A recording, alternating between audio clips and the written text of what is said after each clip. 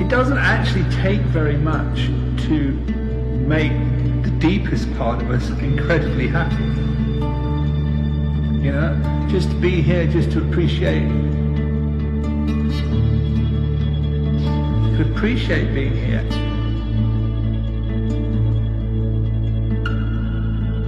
To feel that you're alive, to be in touch with your heart. That's it.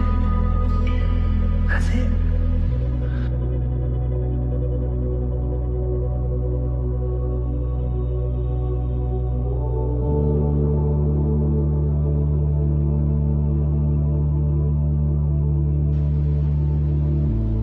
It takes